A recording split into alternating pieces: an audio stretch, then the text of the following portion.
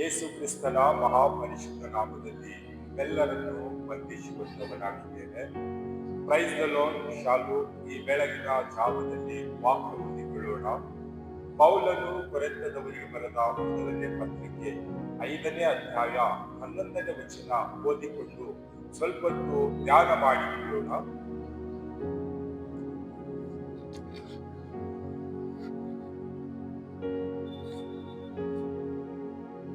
ಆದರೆ ಕ್ರೈಸ್ತ ಸಹೋದರರೆನ್ನಿಸಿಕೊಂಡವನು ಜಾರನಾದರೂ, ಲೋಭಿಯಾದರೂ, ವಿಗ್ರಹಾರಾಧಕನಾದರೂ, ಬೈಯುವವನಾದರೂ, ಕುಡುಕನಾದರೂ, ಸುಲುಕೊಳ್ಳುವವನಾದರೂ ಆಗಿರದ ಪಕ್ಷದಲ್ಲಿ ಅವನ ಸಹವಾಸ ಮಾಡಬಾರದು, ಅಂತವನ ಸಂಗಡ ಊಟ ಮಾಡಲು ಬಾರದು ಎಂದು ಬರೆದಿದ್ದೇನೆ. ಈ ವಾಕ್ಯದಲ್ಲಿ ನೋಡುವಾಗ ಈ ವಾಕ್ಯ ನಾವು ಈ ಲೋಕದಲ್ಲಿ ಕ್ರೈಸ್ತರಾದಂತ ಮಕ್ಕಳು ಯಾವ ರೀತಿಯಾಗಿ ಜೀವಿಸಬೇಕೆಂಬುದಾಗಿ ಪೌಲನು ಕೊರಿಂಥ ಸಭೆಯವರಿಗೆ ಬರೀತಾ ಇದ್ದಾನೆ.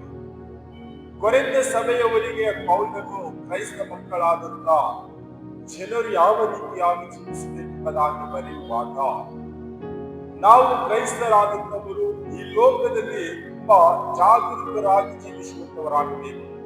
ಯಾಕೆ ಎಂಬುದಾಗಿ ನೋಡುವಾಗ ಈ ಲೋಕದಲ್ಲಿ ಅನೇಕ ಪಾಪದ ಸಂಗತಿಗಳಿವೆ, ಈ ಲೋಕದಲ್ಲಿ ಅನೇಕ ನಾಶನದ ಮಾರ್ಗಗಳಿವೆ.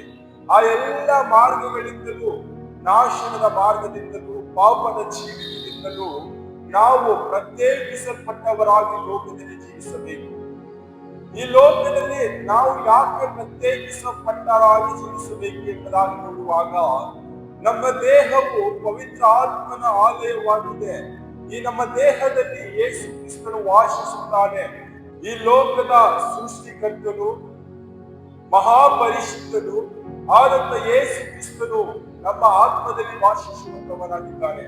ಆ ಕಾರಣಕ್ಕಾಗಿ ನಾವು ಈ ಲೋಕದಲ್ಲಿ ತುಂಬಾ ಜಾಗರೂಕರಾಗಿ ಜೀವಿಸಬೇಕು. ಈ ಲೋಕದಲ್ಲಿ ನಾವು ಪ್ರತ್ಯೇಕಿಸಲ್ಪಟ್ಟವರಾಗಿ ಜೀವಿಸಬೇಕು. ಮತ್ತು ನಾವು ಈ ಲೋಕದಲ್ಲಿ ಯಾವ ರೀತಿಯಾಗಿ ಜೀವಿಸಬೇಕು ಎಂಬುದಾಗಿ ನೋಡುವಾಗ ಕುಡಿಕರೊಟ್ಟಿಗೆ ಸೇರಬಾರದು, ಬೈಯುವವರೊಟ್ಟಿಗೆ ಸೇರಬಾರದು, ಸುಳುಕೊಳ್ಳುವವರೊಟ್ಟಿಗೆ ಸೇರಬಾರದು, ಜಾರತ್ವ ಮಾಡುವವರೊಟ್ಟಿಗೆ ಸೇರಿಕೊಳ್ಳಬಾರದು, ಮತ್ತು ವ್ಯಭಿಚಾರ ಮಾಡುವವರು, ಲೋಭಿಗಳು ಇವರೆಲ್ಲರೊಟ್ಟಿಗೆ ಸೇರಬಾರದು ಎಂಬುದಾಗಿ ವಾಕ್ಯ ಹೇಳ್ತಾ ಇದೆ. ಮತ್ತು ಅವರೊಟ್ಟಿಗೆ ಕೂಡಿಕೊಂಡು ಊಟವನ್ನು ಕೂಡ ಮಾಡಬಾರದು ಎಂಬುದಾಗಿ ಹೇಳ್ತಾ ಇದೆ. ಯಾಕೆ ಅವರೊಟ್ಟಿಗೆ ಕೂಡಬಾರದು ಎಂಬುದಾಗಿ ಹೇಳ್ತಾ ಇದೆ ಎಂಬುದಾಗಿ ನೋಡುವಾಗ ಈ ಲೋಕದಲ್ಲಿರ್ತಕ್ಕಂಥ ಎಲ್ಲ ಸಂಗತಿಗಳು, ಬೈಯುವುದು, ಕುಡಿಯುವುದು, ಸುಲುಕೊಳ್ಳುವುದು, ಪಾಪದ ಜೀವಿತ, ನಾಶದ ಮಾರ್ಗ, ಇವೆಲ್ಲವೂ ನೋಡುವಾಗ ನಮ್ಮನ್ನು ನಾಶನದಲ್ಲಿ ಹಾಕಬೇಕಾಗಿದೆ. ಆ ನಾಶನ ಯಾವುದೆಂಬುದಾಗಿ ನೋಡುವಾಗ ನಿತ್ಯ ನರಕ ಎಂಬುದಾಗಿ ನೋಡುತ್ತಾ ಇದೆ. ನಿತ್ಯ ನರಕದಲ್ಲಿ ಕಟಕಟನೆ ಕಡಿಹುಳುಗಳು, ದಗದಗನೆ ಉಳಿಯುವ ಬೆಂಕಿ, ನರಕದ ಯಾತನೆ, ಅನೇಕ ರೀತಿಯಾದಂತಹ ಗೋಳಾಟ, ವೇದನೆ ಆ ನರಕದಲ್ಲಿ ಇರುವಂತದ್ದಾಗಿದೆ. ಆ ನರಕದ ವಿಷಯವಾಗಿ ವಾಕ್ಯದಲ್ಲಿ ಪೌಲನು ಕೊರಿಂಥದವರಿಗೆ ಸ್ಪಷ್ಟವಾಗಿ ವಾಕ್ಯದಲ್ಲಿ ಬರೀತಾ ಇದ್ದಾನೆ. ಎಚ್ಚರಿಕೆಯ ಮಾತುಗಳು ಹೇಳುತ್ತಾ ಇದ್ದಾನೆ. ಈ ಲೋಕದವರೊಟ್ಟಿಗೆ ನೀವು ಸೇರಿ ಸಹವಾಸ ಮಾಡಬೇಡಿರಿ, ಬೈಯುವವರೊಟ್ಟಿಗೆ ಸೇರಬೇಡಿರಿ, ಕುಡುಕರೊಟ್ಟಿಗೆ ಸೇರಬೇಡಿರಿ, ಸುಳುಕೊಳ್ಳುವರೊಟ್ಟಿಗೆ ಸೇರಬೇಡಿರಿ. ಸುಳುಕೊಳ್ಳಲು ಎಂಬುದಾಗಿ ನೋಡುವಾಗ ಅನೇಕ ಜನರಲ್ಲಿರ್ತಕ್ಕಂಥ ವಸ್ತುಗಳಾಗಿರಬಹುದು, ಹಣ ಆಗಿರಬಹುದು, ಅವರಿಗೆ ವಂಚನೆ ಮಾಡಿ, ಮೋಸ ಮಾಡಿ, ಅವರಿಗೆ ಗೊತ್ತಿಲ್ಲದ ರೀತಿಯಲ್ಲಿ ಸುಳ್ಳುಕೊಳ್ಳುವುದು, ಇದು ಒಂದು ಪಾಪದ ಜೀವಿತವಾಗಿದೆ. ಕುಡುಕುತನ ಎಂಬುದಾಗಿ ನೋಡುವಾಗ ಕುಡಿದು ತಮ್ಮ ದೇಹವನ್ನು ಹಾಳು ಮಾಡಿಕೊಳ್ಳುವುದು, ಇದು ಕೂಡ ಪಾಪದ ಜೀವಿತವಾಗಿದೆ.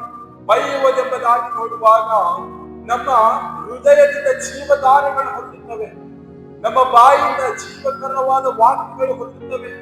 ಆ ಬಾಯಿಂದ ಬೈಗಳು ಹೊರಡುವಾಗ ಅದು ಪಾಪದ ಜೀವಿತವಾಗುತ್ತದೆ. ಆ ವಿಷಯವಾಗಿಯೇ ಪೌಲನು ಕೊರಿಂಥದವರಿಗೆ ಎಚ್ಚರಿಕೆ ಮಾತು ಬರೀತಾ ಇದ್ದಾನೆ.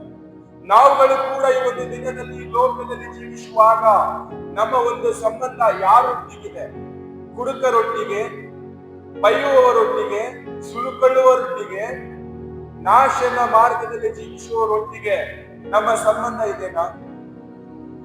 ಈ ಒಂದು ದಿನದಲ್ಲಿ ಲೋಕದಲ್ಲಿ ನಾವು ಯಾವ ರೀತಿಯಾಗಿ ಜೀವಿಸ್ತಾ ಇದ್ದೇವೆ? ನಾವು ಕ್ರೈಸ್ತರಾದಂತ ಮಕ್ಕಳು, ನಮ್ಮ ದೇಹ ಪವಿತ್ರ ದೇವಾಲಯವಾಗಿದೆ. ಯೇಸು ಕ್ರಿಸ್ತನು ನಮ್ಮ ದೇಹದಲ್ಲಿ ವಾಸ ಮಾಡುತ್ತಾನೆ. ನಮ್ಮ ದೇಹ ಪರಿಶುದ್ಧವಾಗಿರಬೇಕು, ನಿಷ್ಕಳಂಕವಾದದ್ದಾಗಿರಬೇಕು. ನಾವು ಈ ಲೋಕದಲ್ಲಿ ಜೀವಿಸುವ ಕಾಲವೆಲ್ಲ ಪರಿಶುದ್ಧರಾಗಿ ಜೀವಿಸಬೇಕು.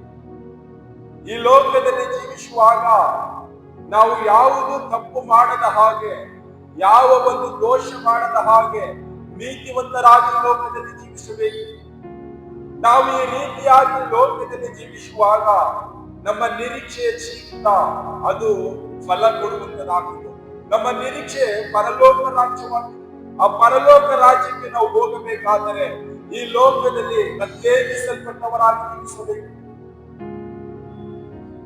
ಹುಡುಗರಿಂದ, ಬೈಯುವವರಿಂದ, ಸುಳ್ಳುಕೊಳ್ಳುವವರಿಂದ, ಲೋಭಿಗಳಿಂದ, ಜಾರರಿಂದ, ವಿಗ್ರಹಾರಾಧಕರಿಂದ, ಇವೆಲ್ಲವುಗಳಿಂದ ನಾವು ಪ್ರತ್ಯೇಕಿಸಲ್ಪಟ್ಟವರಾಗಿ ಲೋಕದಲ್ಲಿ ಜೀವಿಸುವಂತವರಾಗಬೇಕು.